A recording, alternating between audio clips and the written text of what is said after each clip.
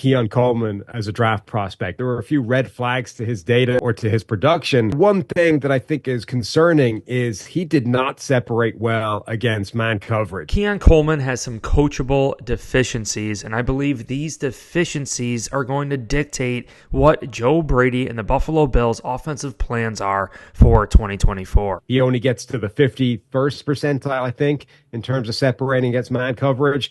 That's what you need him to do if he's going to come in and play X receiver. I think he fits better in the slot. Listening to this interview between Chris Brown, Steve Tasker, and Sam Monson at Pro Football Focus, we can clearly see that Keon Coleman statistically has struggled against man coverage, especially as an X wide receiver.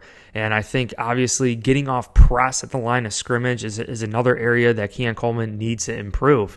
But being that Y or being in the slot, you're not necessarily on the line of scrimmage. You're giving a little bit of space, which will allow Keon Coleman to be a little bit more successful.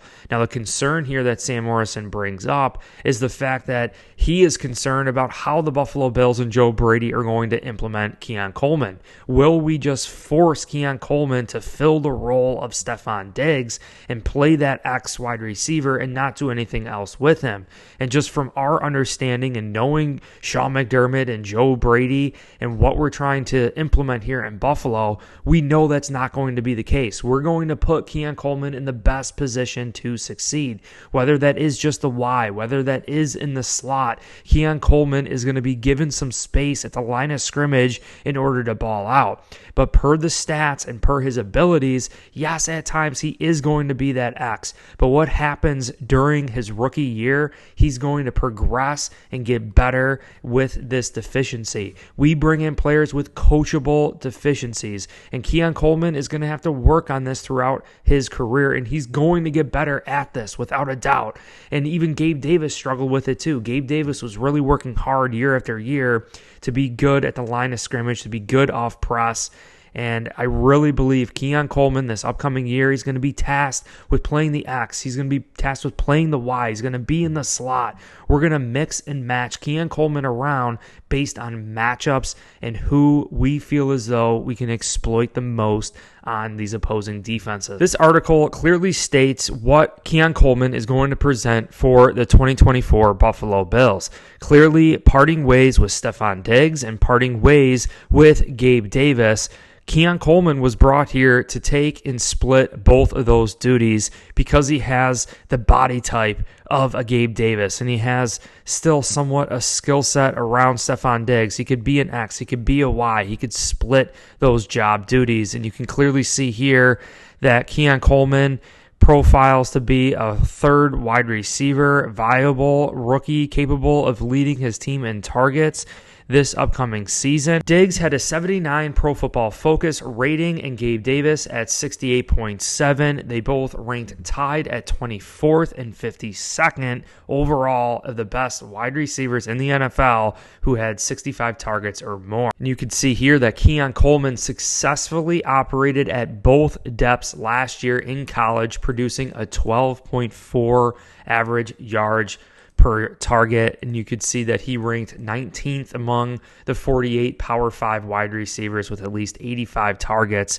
as well as third ranked 27.6% deep target rate. So we're seeing here that Keon Coleman, he can do a little bit of both, right? He's mixing in between Stefon Diggs' 10.6 yards and Gabe Davis's 15 yards.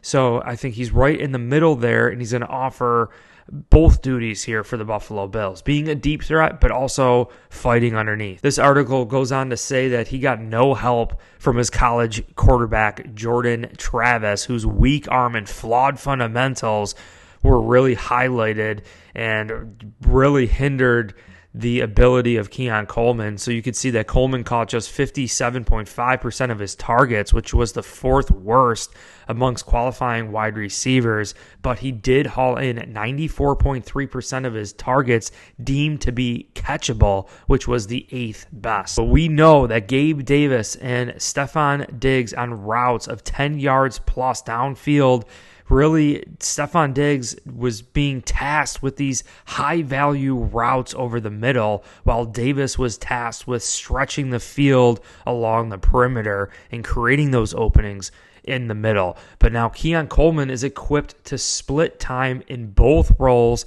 having earned 19.5% of his targets via the former role and 28 targets, 32.2% in the later. So Coleman really saw 87 total targets in 2023, having both roles like a Stefon Diggs, like a Gabe Davis. So in my mind, we're going to be utilizing Keon Coleman in the slot. We're going to be utilizing him on the Y. We're going to be utilizing him on the X. But it's really what he's going to be most effective with during his rookie year. And to me, that's going to be even in the slot, and that's also going to be on the Y, because he's going to have a little bit of space. He's not going to have press. You know, I believe hearing Sam Morrison even state that Keon Coleman is good at reading zone coverage and has a good feel for zone coverages and sitting in between zones, you know, that to me is a slot wide receiver. And I really, really think the Buffalo Bills are going to utilize that. So what happens with these other wide receivers like Curtis Samuel? To me, Curtis Samuel, I mean, he could do a little bit of everything too. He could even play in the slot. He could play the X. He could play the Y. He could play running back. He could do jet sweeps. Really, to me, I think Curtis Samuel is really what the Buffalo Bills are trying to instill here in Buffalo. We want versatile wide receivers. We want wide receivers that can do a little bit of everything, that can play on the outside, that can bump in the inside, that can be a running back at times if we need it. Keon Coleman and his punt return abilities too. I mean, who knows what Keon Coleman is ultimately going to present here for the Bills. But in my mind, Curtis Samuel, working with Joe Brady before in the past, knowing that Joe Brady had a lot of underneath routes, short, fast, effective passing game here in Buffalo. Curtis Samuel could easily be the X wide receiver for the Buffalo Bills. Maybe Curtis Samuel is going to be better off press coverage, especially against man coverage, if that's what we face on the outside. And then we have potentially Keon Coleman in the slot if he's going against a smaller cornerback, slot cornerback, and we can body him out. Or maybe it's a physical slot cornerback that we're going against, and Khalil Shakir maybe is a little bit better against him. Or maybe Dalton Kincaid can get in there and body him out. This is the chess piece of the NFL, and we have a bunch of different players that can play either the X, Y, or Z or slot position and just mix and match depending on the matchup and who we feel as though that we can exploit the most. And don't forget that we have MVS. We have Mack Hollins. We could very well see Curtis Samuel, Keon Coleman, and Mack Hollins out there, or Keon Coleman, Curtis Samuel, and MVS out there as our three wide receivers. I mean, we could definitely see 4 wide receiver sets too.